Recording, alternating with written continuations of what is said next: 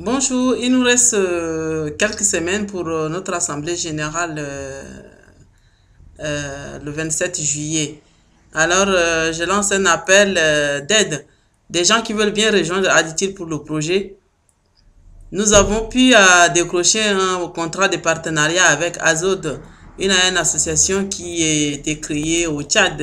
Ça fait déjà depuis longtemps, depuis quand j'étais encore très jeune que cette association a été créée. J'en faisais partie de membres et après membre du bureau.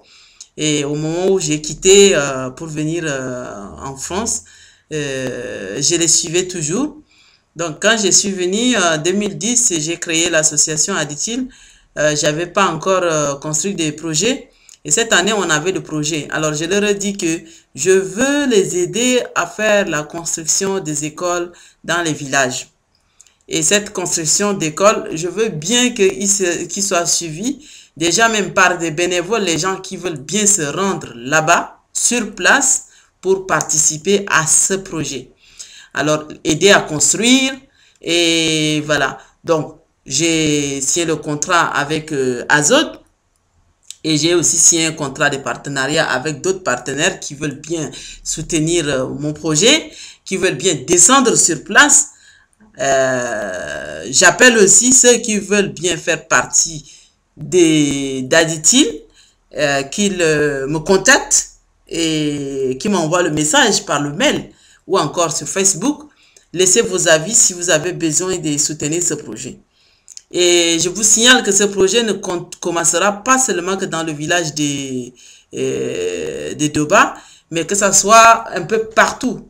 Si toi, tu as aussi ce même projet que moi, tu me rejoins, moi aussi, je te rejoins et qu'on fasse des choses ensemble et que c'est des choses sérieuses. Parce que on n'est pas là pour profiter des enfants défavorisés pour s'enrichir. Alors moi, je suis franche et je veux bien que quand on fasse des choses, que les gens viennent sur place, trouver des bénévoles qui veulent aller sur place et construire. C'est-à-dire faire comme le dispensaire de Bekamna, le dispensaire qui a été construit et que les médicaments qui ont amené, qui ont aidé les enfants à faire la construction et ils soignaient des malades et tout ça. Que les choses soient faites. Il ne faut pas seulement que dire par la bouche et puis après dire donne-moi l'argent et puis après on ne voit rien.